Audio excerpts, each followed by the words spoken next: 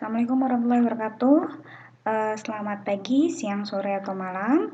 Hari ini Ibu akan menjelaskan tentang pseudocode dan flowchart.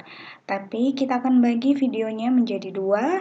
Yang pertama ini adalah tentang pseudocode dulu dan nanti part 2 adalah tentang flowchart. Oke.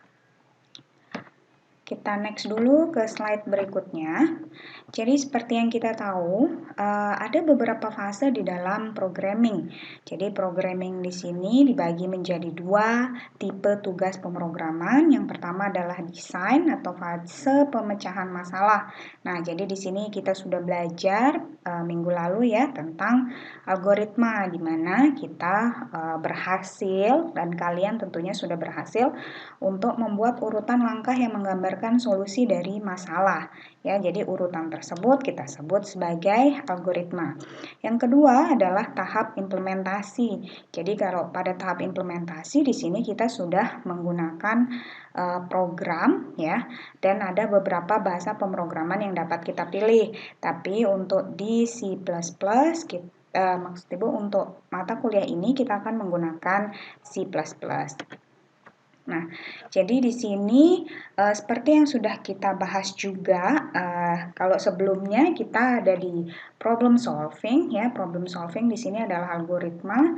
Yang sekarang kita ada di bagian coding ya, jadi di bagian implementasi. Nah, sebelum kita sampai ke dalam untuk untuk mengimplementasikan, kita belajar dulu tentang problem solving. Ternyata ya ada algoritma umum yang lain yang kita sebut sebagai pseudocode ya. Jadi kembangkan algoritma berturut-turut untuk mendapatkan langkah demi langkah algoritma rinci yang sangat dekat dengan bahasa komputer. Nah, itu yang kita sebut sebagai pseudocode.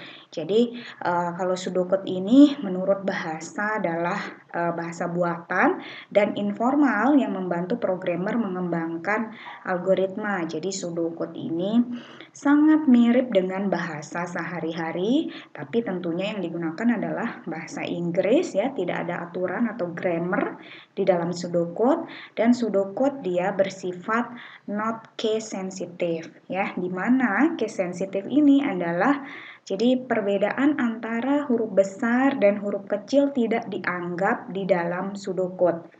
Ya, berbeda dengan pemrograman. Kalau di pemrograman kita tidak akan atau kita semuanya bersifat case sensitive.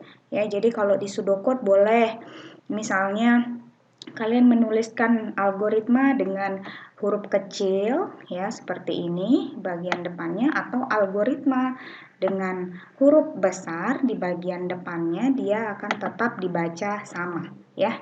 Itu yang disebut sebagai case sensitive.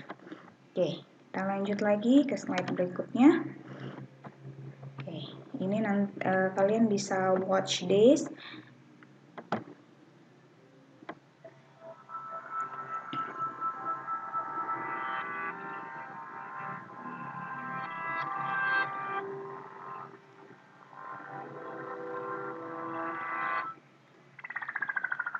What's an algorithm?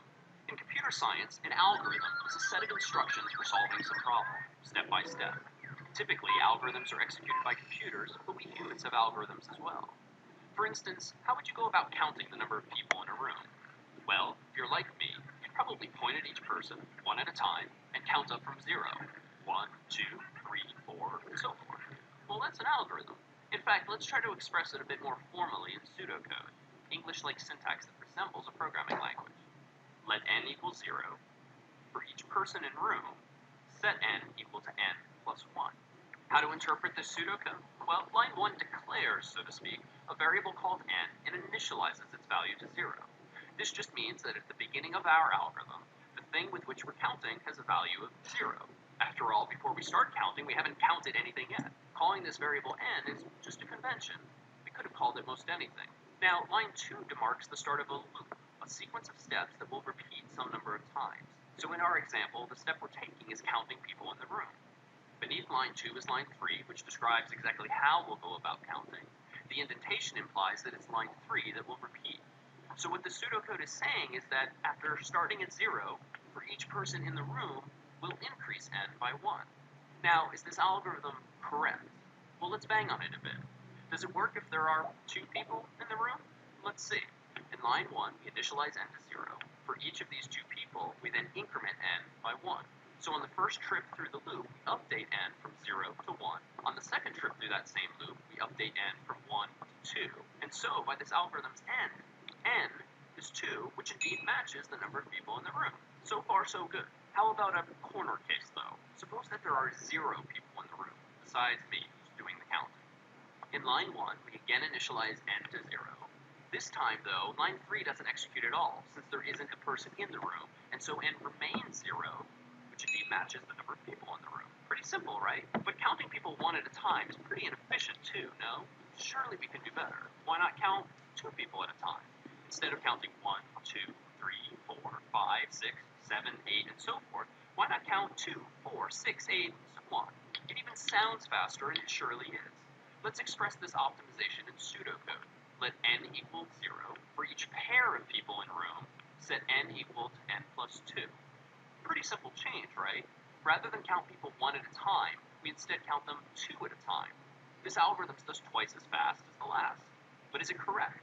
Let's see. Does it work if there are 2 people in the room? In line 1, we initialize n to 0. For that one pair of people, we then increment n by 2.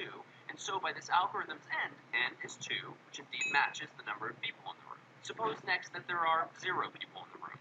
In line 1, we initialize n to 0.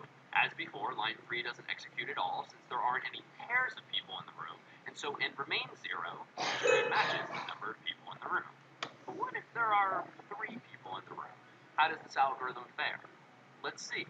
In line 1, we initialize n to 0. For a pair of those people, we then increment n by 2, but then what?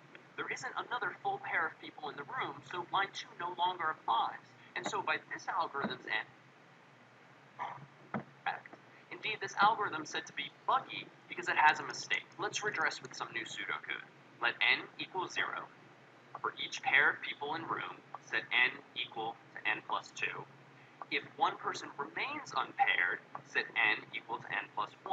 To solve this particular problem, we've introduced in line 4 a condition, otherwise known as a branch, that only executes if there's one person we could not pair with another. And so now, whether there's 1 or 3 or any odd number of people in the room, this algorithm will now count them. Can we do even better? Well, we could count in 3s or 4s or even 5s and 10s. Beyond that, it's going to get a little bit difficult to point. At the end of the day, whether executed by computers or humans, algorithms are just a set of instructions with which to solve problems. These were just 3. What problem would you solve with an algorithm?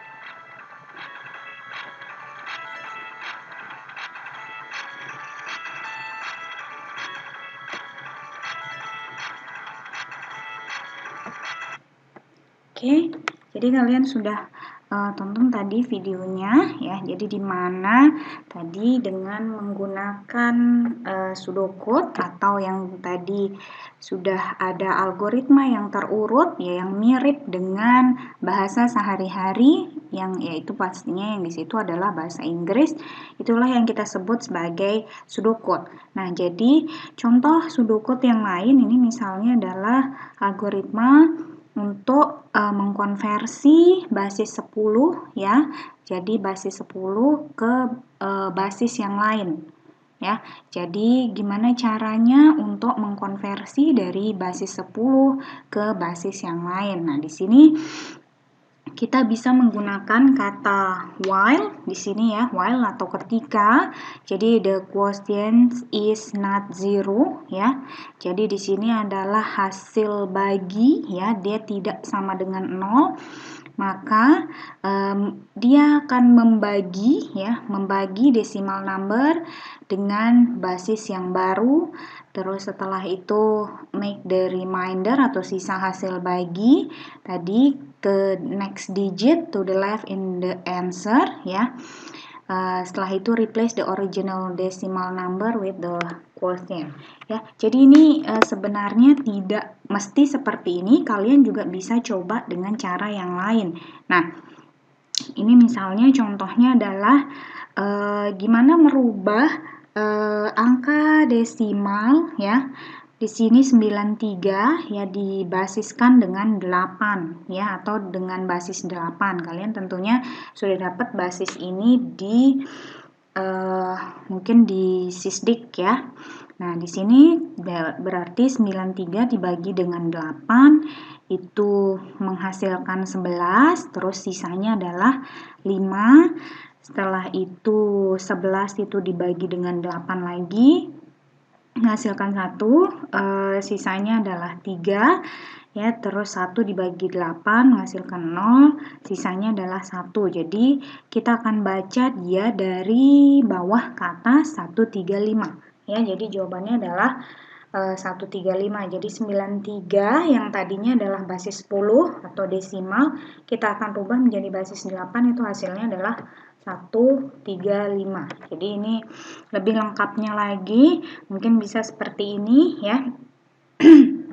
Ini pseudocode for complete computer solution. Ini adalah kita write atau menuliskan. Di sini adalah enter the new base ya. Write ini adalah untuk menginputkan ya, atau kita memasukkan angka. Terus read ini adalah untuk membaca ya, atau dia menyimpan ke dalam variabel apa. Ya, ini di sini variabelnya adalah new base, terus dia di-convert jadi berapa. Setelah itu read decimal number ya. Terus set question to 1 ya. Jadi dia while question is not 0, set question to decimal number dibagi div itu ya, dibagi new base, set reminder to decimal number di rem new base ya. Setelah itu make the reminder to the next digit of the left in the answer, set decimal number to quotient, write the answer is berapa ya, terus write the answer ya. Jadi di sini tidak mesti dia seperti ini ya, nanti akan kita coba bersama-sama di kelas. Oke, jadi di dalam pseudocode ini ada beberapa functionality atau beberapa yang bisa dipakai. Yang pertama adalah ada yang disebut sebagai variabel. Jadi variabel ini adalah nama untuk menempatkan values-nya ya, atau kira-kira misalnya kita mau kasih nama untuk nyimpen sesuatu ya, misalnya ya tadi ada quotient, ada decimal number, ada new base ya. Ini jadi boleh kalian memberikan nama variabel apapun, bisa dari huruf A sampai Z dan seterusnya. Terus ada assignment. Assignment ini kita ngasih atau ngeset ya, ngeset sesuatu atau menginisialisasi sesuatu ya. Ini storing the value of the expression into a variable. Jadi misalnya ada sebuah variabel yang namanya quotient. Ini misalnya di set dia sama dengan 64 ya, seperti ini ya. Jadi bisa nuliskannya seperti ini, menuliskan seperti ini boleh, menuliskan seperti ini boleh ya. Jadi ini functionality-nya. Terus ada lagi yang disebut output. Nah, tadi output itu adalah dia seperti menuliskan ke layar ya. Menuliskan ke layar tadi bisa dengan write atau print. Jadi misalnya kita tulis write inputkan nilai angka ya, misalnya gitu. Jadi berarti yang tampil di layar nanti adalah kata inputkan angka ya. Jadi kita menggunakan write, terus input di sini untuk menyimpan ke dalam variabel tadi ya. Ini adalah bisa dengan get dan read tadi. Oke, terus ada repetition ya. Ini repetition ini tadi kita bisa menggunakan while tadi ya. Ada count lebih kecil 10. Ya, misalnya berarti dia akan mengulangi sebanyak 9 kali. Kenapa? Karena dia lebih kecil 10. Ya, berarti kita akan mengulangi dari 1 sampai 9. Terus selection di sini kita bisa pakai if ya. Jadi kalian tadi juga sudah lihat bahwa yang if tadi itu dia memilih kira-kira, atau jika ada kondisi yang harus terpenuhi. Ya, di sini ditambah misalnya ya dan lain sebagainya. Terus ada selection yang lain ya, ini selection ini yang tipenya banyak. Kalau yang tadi adalah satu aja kondisinya, kalau yang ini adalah ada banyak kondisi ya. Terus selanjutnya adalah nanti latihan-latihan kita akan mengerjakannya di kelas ya. Jadi latihan-latihan yang ada di sini kita akan bahas di kelas. Oke, itu saja mungkin penjelasan tentang yang ada di dalam pseudocode ya. Untuk pertanyaan nanti akan kita bahas di kelas. Oke, untuk selanjutnya yang part 2 ada pembahasan tentang flowchart akan dijelaskan di video selanjutnya. Terima kasih. Assalamualaikum warahmatullahi wabarakatuh.